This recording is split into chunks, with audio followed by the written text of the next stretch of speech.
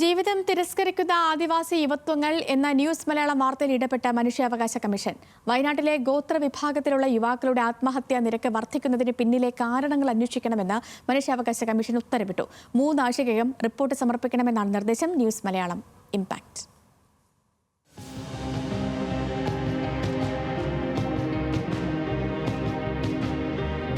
വയനാട്ടിൽ ഗോത്രവിഭാഗത്തിലുള്ള യുവാക്കളിൽ ആത്മഹത്യാ നിരക്ക് വർദ്ധിക്കുന്നു എന്ന ഞെട്ടിക്കുന്ന വിവരങ്ങളാണ് ഞങ്ങൾ പുറത്തുവിട്ടത്. ആദിവാസി വിഭാഗത്തിൽ ഏറ്റവും കൂടുതൽ ആളുകൾ അധിവസിക്കുന്ന വയനാട് ജില്ലയിലെ വൈത്തിരി പഞ്ചായത്തിൽ മാത്രം 10 വർഷത്തിനിടെ 200-ലധികം ആദിവാസികളാണ് ആത്മഹത്യ ചെയ്തത്. സുൽത്താൻ ബത്തേരി താലൂക്കിലെ നല്ലൂർ ഉന്നതിയിൽ 2 വർഷത്തിനിടെ 6 യുവാക്കളാണ് ജീവനൊടുക്കിയതെന്നും ഞങ്ങളുടെ അന്വേഷണത്തിൽ കണ്ടെത്തിയിരുന്നു. വാർത്ത ശ്രദ്ധയിൽപ്പെട്ടതോടെയാണ് മനുഷ്യാവകാശ കമ്മീഷന്റെ ഇടപെടൽ.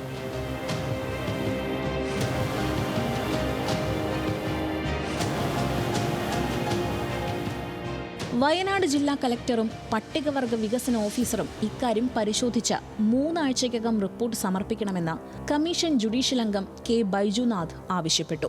ന്യൂസ് മലയാളം വാർത്തയുടെ അടിസ്ഥാനത്തിൽ കമ്മീഷൻ സ്വമേധയാ രജിസ്റ്റർ ചെയ്ത കേസിലാണ് നടപടി. സുൽത്താൻ ബത്തേരി ടൗൺഹാളിൽ മാർച്ചിൽ നടക്കുന്ന സിറ്റിംഗിൽ കേസ് പരിഗണിക്കും. പട്ടികവർഗ വിഭാഗത്തിലുള്ളവരുടെ വികസനത്തിന് വേണ്ടി പദ്ധതികൾ ആസൂത്രണം ചെയ്യേണ്ട ഉദ്യോഗസ്ഥർ ഇക്കാര്യം ഗൗരവത്തിലെടുക്കുന്നില്ലെന്നും ആക്ഷേപമുണ്ട്. ആത്മഹത്യ ചെയ്തവരിൽ 90% യുവാക്കളാണ്. 40 വയസ്സിന് താഴെയുള്ള 73 പുരുഷന്മാരും 21 സ്ത്രീകളും ആത്മഹത്യ ചെയ്തവരിൽ പെടുന്നു.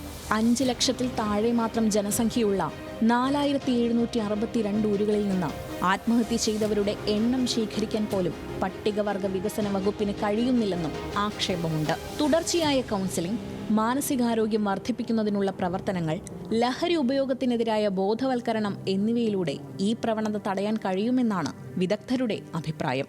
ന്യൂസ് മലയാളം, വയനാട്.